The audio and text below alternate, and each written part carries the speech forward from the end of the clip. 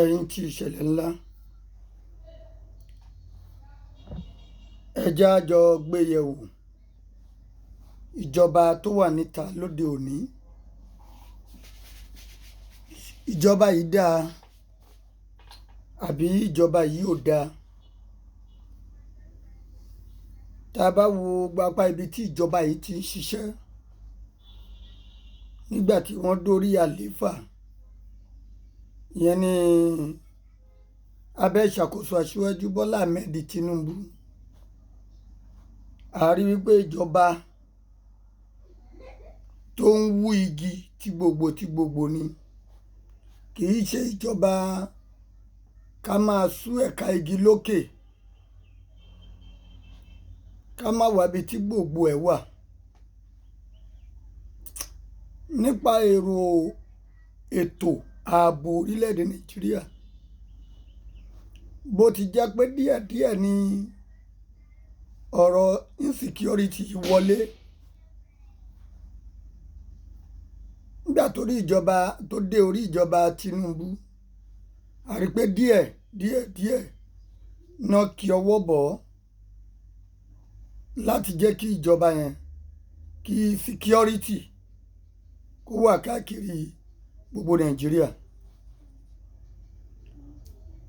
Bá àbájẹ́ abáramú oore jẹ àbí torí àwọn opposition party, a rí pé nǹkan tí ìjọba Tinubu ń ṣe nípa ọ̀rọ̀ insecurity yìí, kò tí ì sí ìjọba kan látẹ̀yìnwá tó fi bẹ́ẹ̀ fi gbogbo ara ṣiṣẹ́ lórí ọ̀rọ̀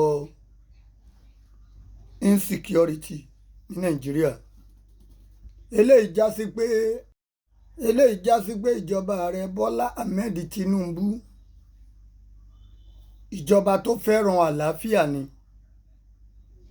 Ẹ wo yíyan àwọn adarí sídìí ọ̀rọ̀ ètò ààbò ní Nàìjíríà lórí Chief of Army Staff,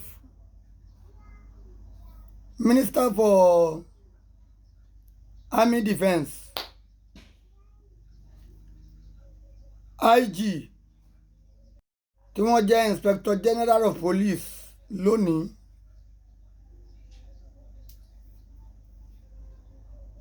Ọlátúnjí Ridwan Disu,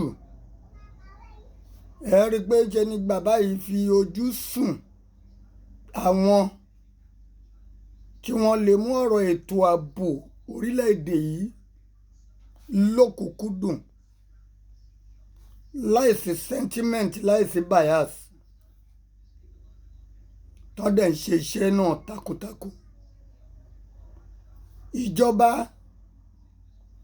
tó yan èèyàn sípò tó tún ń bójútó pé ṣé iṣẹ́ tá a yàn fún ṣó ń ṣiṣẹ́ yẹn níṣẹ́ ìjọba Aṣíwájú Bọ́lá Ahmed Tinubu.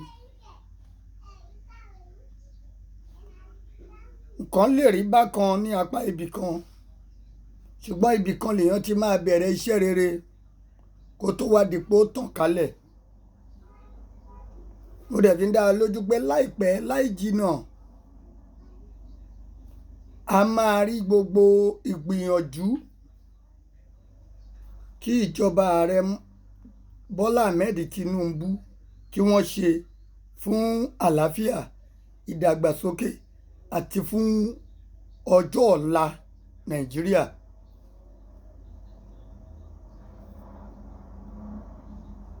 Ọ̀pọ̀lọpọ̀ ni wọ́n ń sọ̀rọ̀ bíi ká máa bú ìjọba, ká sọ̀rọ̀ àlùfàǹṣá síjọba, ká máa criticize ìjọba Tinubu.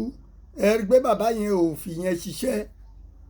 Ohun tí wọ́n tẹjú mọ́ ni pé bí orílẹ̀-èdè yìí ṣe máa ládùn, tó máa lóyin, tó máa ṣe é gbé fún gbogbo olùgbé Nàìjíríà ló jẹ wọ́n lógún.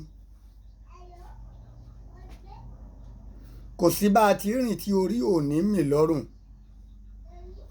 Ẹ wo Inspector General of Police wa lénìí, Ọlátúnjí Ridwan Disu, tó jẹ́ pé ọ̀pọ̀lọpọ̀ wa pàápàá ní Nàìjíríà lè sọ ìpele tí ọ̀gá ọlọ́pàá yìí tí wọ́n ti ṣiṣẹ́ tó dẹ̀ jẹ́ pé iṣẹ́ wọn ó dán mọ́rán lápá gbogbo ibi tí wọ́n ti ṣiṣẹ́.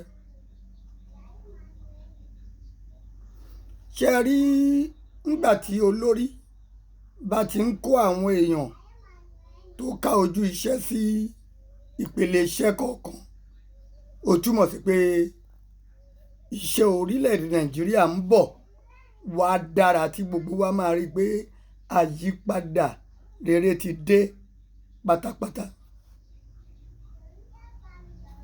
Ìjọba Tinubu ò fẹ́ ìrẹ́jẹ bẹ́ẹ̀